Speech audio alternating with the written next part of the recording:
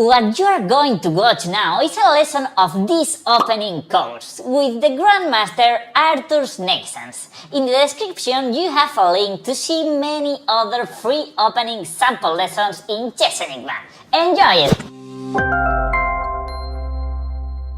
In the 11th chapter, we are going to deal with the Caro-Kann defense and the Pirc Caro-Kann.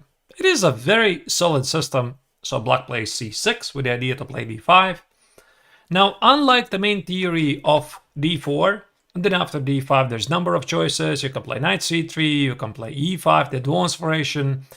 We are going to play knight f3, and there's a rather rare system that we would like to present to you.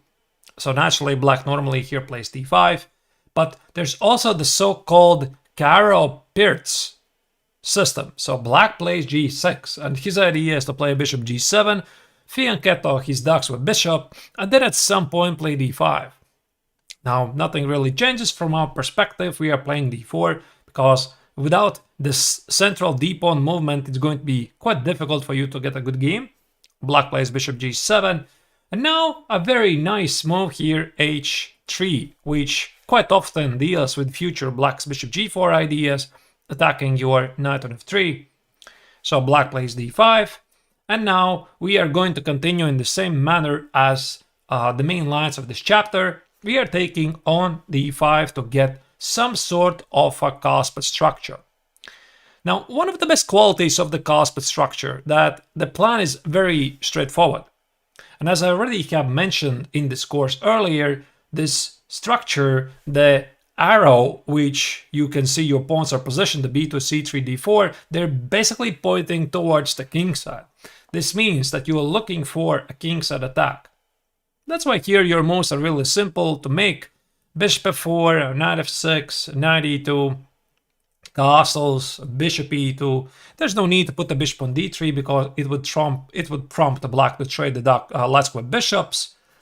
Bishop f5 is the main move. If black plays something like queen b6, attacking your pawn on b2, I mean, you can always play queen b3, threaten to take on b6 and essentially create a potential target with bishop c7.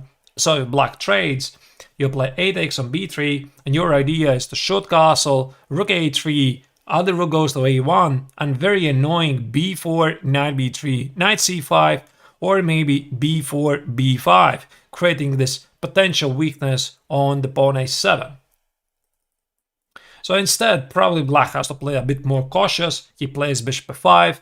Also notice that one of the extra qualities of having included h3 is that you are never now afraid of the incoming knight h5, because you don't, in general, you don't want to give up your dark swap bishop against this knight. So after short castle, let's say black plays something like knight e4, we play rook e1, rook c8, bishop f1, we're threatening to take on e4, retreat on d2, and we're thinking about this kingside attack. Let's say knight e2, queen d2. Our ideas could be bishop h6, rook d1, maybe trade the ducks with bishops, put the queen somewhere on f4 or g5. And again, following this pattern, this direction of the pawns, we're looking towards a kingside attack. Let's go back to the main line. In most of the occasions, of course, your opponents there are going to respond with the Caro-Kann, d5. And now comes the e takes on d5 surprise. So naturally, black has to take with the pawn, because taking with the queen would lead black to a weird Scandinavian. You just play knight c3 and d4, and you know, black has committed himself to a rather strange c6 move. So after c takes on d5, there comes the first surprise. Knight e5. Now, this is a move I faced myself quite a bit, and it's very, very unpleasant for black if he doesn't know how to respond. The idea is still to go for some cusped structures. So we want to play at some point d4, c3, and start this simple kingside attack. And why we are playing knight e5 before d4? Because black would play bishop g4, e6, pin your knight on f3, and then it's, you know, slightly problematic to deal with this pin. So that's why we play knight e5. Of course, I think black has to respond with something like knight c6. We play d4, and now black has his first choice. Either he leaves the knight alone on e5, or he takes it. So if black takes the knight on e5, we reach some sort of a French defense position, right? Imagine yourself that this would be a French defense. Black had played c5, c takes on d4, and we recapture the pawn on d4 with something. So quite characteristically to the French defense positions, the square on d4 makes a very nice outpost. So you would probably imagine it would be great to position there something like a knight or a bishop. And again, we're thinking about a kingside attack because this pawn on e5 creates some targets. Actually, here black needs to be a bit careful because if he wants to bring out his last square bishop and then close the center with e6, the a4, e8 diagonal is very weak, so you can immediately exploit it. Check, bishop d7, and snatch the pawn for free. So black cannot do that, and he has to probably play e6. Now this imprisons the bishop on c8, so you position the bishop on d3, knight e7, short castle, knight c6, and rook e1. So it's really simple for you to play, and if allowed, of course, you always want to play queen g4, because queen g4 is such a typical move for the French defense. Let's say black plays bishop c5. Before putting knight on f3, you bring out the queen, you play bishop h6, next moves could be something like knight e2, knight f3, knight f3, h4, h5, bishop g5 or bishop g7, and the black king is always feeling rather unsafe, and he's experiencing some problems because of the dark squares. So if black touches the pawn, f6 or f5, you just pretty much always take it and weaken the black king. So knight f6 also is a move. Now we're continuing with the same plan. We play c3, and here black has once again some choices. So knight takes on e5 doesn't really make any sense because black is losing the tempo. He has to do something else. So we are going to treat bishop f5 as the main move so that black can continue healthy development with e6. But let's check what happens if black plays e6 immediately. Now after e6, this is slightly passive because the bishop on c8 becomes imprisoned. We are playing knight e2. Our idea is we are thinking about maybe knight f3 next, definitely bishop on d3. The knight on e5 could be strengthened with the pawn on f4. And again, we're thinking about this kingside attack. So let's say black decides to attack your knight immediately. Now it's time to play f4. We secure ourselves this outpost on e5. Show castle, bishop d3. We make sure that black cannot jump to e4, at least not immediately. And your next moves involve queen f3, queen h3, g4, g5, queen h7, checkmate. If black at any moment he includes something like h7, h6, this is great for you, because that's what I would call a hook, and you can immediately target it with g4, g5, maybe even rook g1, and black might regret having the pawn on h6. So for example, black here plays knight e7. His idea is to get rid of your knight, because if he doesn't do that, he takes with the bishop. Of course, you take with the f pawn, opening your docks with bishop, opening the f file potentially for your rook. So knight e7, show castle f6. Now we have a cute idea, queen h5. The threat is bishop h7, bishop g6, and queen h7 on the board. So black cannot really take the piece. He has to close the position, f5. Now, everything you need to know about this position, as beautiful as your knight on e5, black has a very serious counter chance, and that is knight f6 and knight e4, because you have weakened the e4 square. And it's going to be very difficult for you to get rid of this knight. And that's why it's a good idea to kill this knight immediately. Black takes it, and we launch the other knight to e5. So for black, it's much more difficult now to get the knight on c6 on e4. So it's going to take a long time. Bishop e8, queen h3, bishop g6, rook e1. Again, your ideas involve bishop d2, knight g5, maybe I'll double the rooks, maybe at some point g4 or h4 or h5. So you should be focusing on the kingside play. Let's go back for a moment. Instead of bishop d6, black also can decide, okay, now it's the time to take on e5. Obviously, we take with the pawn, knight d7, knight f3, queen c7. So, of course, black can challenge your pawn on e5, so we should protect it. Bishop f4. Let's say black continues normal development. There's one idea I would like to show you which you should be familiar with. That is the so-called Greek gift, which is possible after black plays a short castle. Now we have a surprising resource. Bishop takes on h7, exposing the black king. Now the point is that after king takes on h7, knight g5 leads to victory. Black has no satisfactory defense because we want to play queen h5 and checkmate the king on h7. So should the black king go to g6, we can play queen d3. Again, we're thinking about queen h7 checkmate, the king has nowhere to escape. And if black plays something like f5, remember, you always have en passant check, take it, king f6, and simply take on c7 and thank you for the queen. If the black king after knight g5 goes back, king g8, queen h5 is a great move, but of course in very similar circumstances, because this position might not necessarily repeat exactly as it is, watch out for black not having the move knight f6, because this would attack the queen and it would also defend the h7 square. Here you see it's impossible because the f6 square is protected by our pawn. And if black plays rook d8 and he's dreaming to escape, meaning queen h7, he's dreaming he's going to escape f8 and e7, we have a very nice intermezzo move, queen f7. After king h8, queen h5, king g8, now we give a check, we give a check, we give a check, and you see black doesn't have the pawn on f7 anymore, and after king e8 is queen f7, mate on the board. It's really cute, it's really simple, this trick is already known for many years, so don't miss it. Alright, here black also could consider to play g6, entering some sort of a Pirc Caro-Kann position, fianchettoing the Daxo bishop on g7. Well, we are continuing in the same manner. Knight e2, bishop g7. Here, it's a very nice idea to play bishop b5, meaning we are applying some pressure against the knight on c6. But actually, the big point is we want to trade black's Lasqua bishop.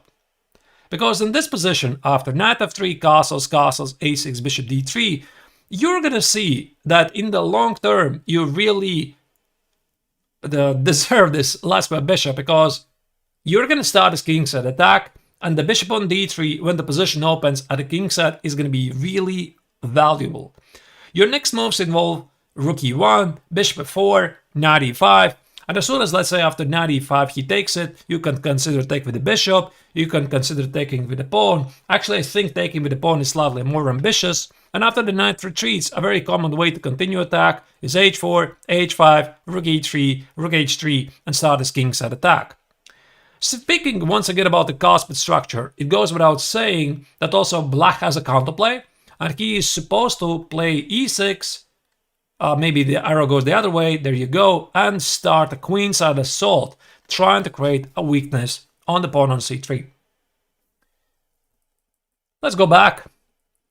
So here, after c3, let's treat bishop f5 as the main move. Now we are playing bishop b5, once again pinning the knight on c6. Black has a couple of choices how to respond. So queen b6 we're going to treat as the main move here. But let's say black plays something like rook c8. After rook c8 we continue development, knight e2. Now black cannot get rid of this pin easily, because it just costs a pawn, right? You just collect the pawn, thank you for it, retreat back, play a simple game.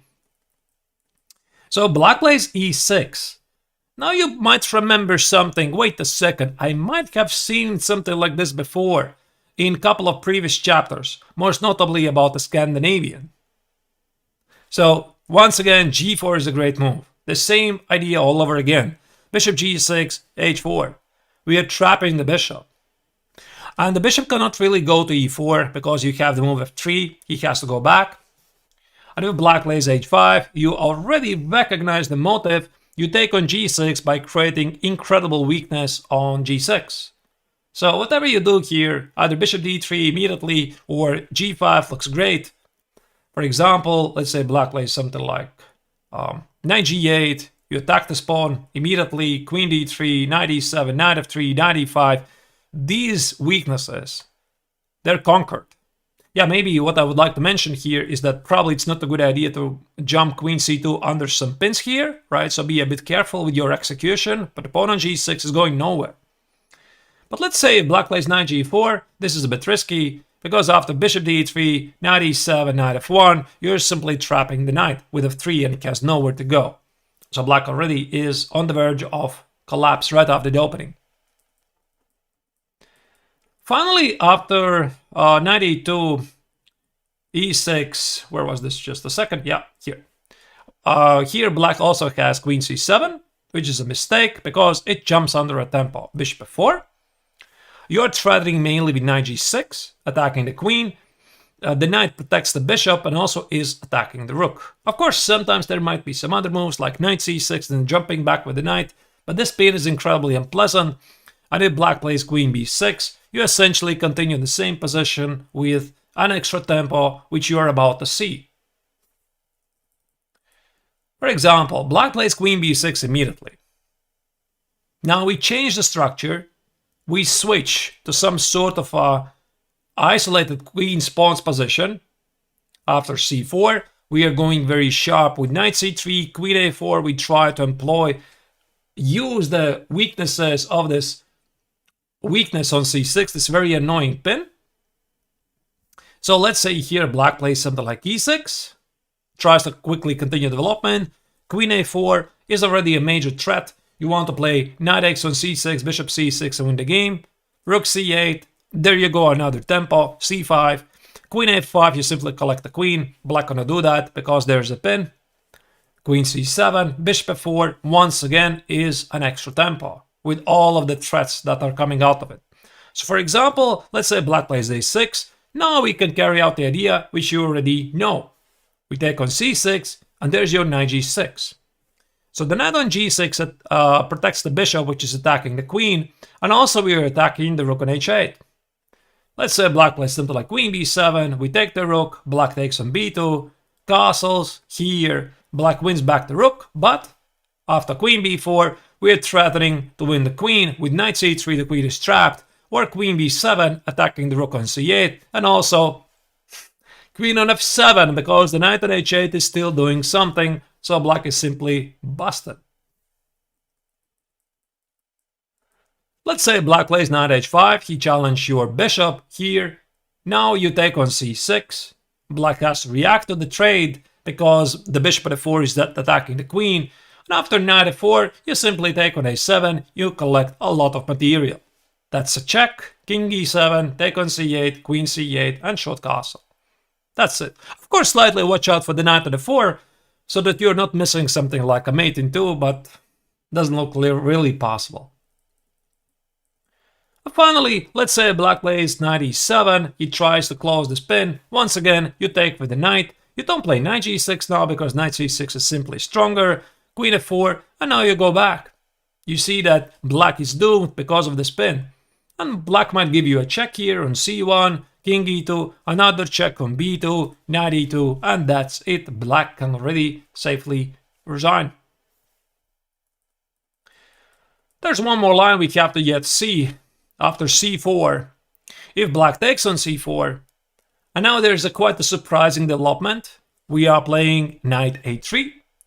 With the idea is to take with the knight on c4 at some point, winning another tempo. For example, black plays e6. We give away the bishop. We take on c4. Now this is the tempo. The queen retreats. We finish the allotment. Bishop e7. And simply play queen e2.